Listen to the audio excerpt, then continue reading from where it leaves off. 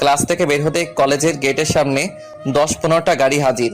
গাড়িগুলো যেমন তেমন গাড়ি না, দুনিয়ার যত নামি দামি ব্র্যান্ড আছে সবগুলো গাড়ি আছে। মার্সিডিজ, ল্যাম্বরগিনি, সবাই তো গাড়িগুলোর দিকে হা হয়ে তাকিয়ে আছে। ওরা নিজের স্বচক্ষে কখনো এমন গাড়ি দেখবে কিনা তার কোনো নিশ্চয়তা নাই। আমি মার্সিডিজের দরজা খুলে ভিতরে বসে যাই, সাথে আরও আছে। এখন সবার কনফিউশন দূর হয়ে গেছে যে আকাশ মাহমুদকে। এদিকে সবাই তো কানাঘুষা করছে, আকাশ মাহমুদ এত বড় লোকের ছেলে, কিন্তু হেনা কলেজের কোনো এক কোনায় বসে বসে চোখের পানি ঝরাচ্ছে। সে নিজেকে নিজে ধিক্কার দিতে থাকে। ছি হেনা, তুই নিজেকে কোটিপতি আর মডার্ন মনে করতি, তুই নিজেকে এলিট ক্লাস দাবি করতি। আজ দেখ তোর পরিণতি।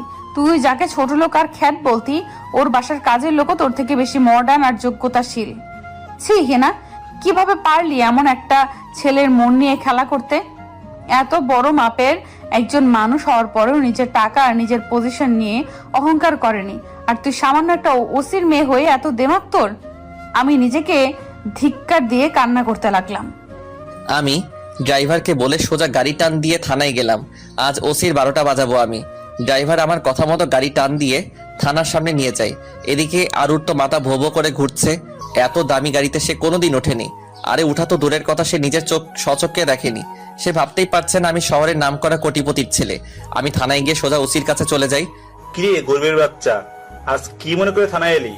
ওই দিনে ধুলাই তো মনে হয় কম হয়ে গেছে। এই ওসি, গলা নামিয়ে কথা বল। তোর মতো 2 টাকার ওসি আমার পকেটে থাকে। আমি ওসির অনুমতি না নিয়েই চেয়ারে বসে পড়ি, আর ওসি টেবিলে পা তুলে দেয়। ওসি তো মেজাজ খারাপ হয়ে যায় আমার কর্মকাণ্ড দেখে। এই ছোট লোক, তোর কত বড় সাহস, তুই আমার সামনে এসে আমার টেবিলের উপরে পা তুলে দিস? একে তো অনুমতি নিসনি, তার উপরে আবার বেয়াদবি করছিস। এই ওসি, গলা নামিয়ে কথা বল, না হয় কণ্ঠনালীটা সোজা লক করে ফেলবো। তুই বাপ চিনতে এখনো ভুল করেছিস। বলেছিলাম না একক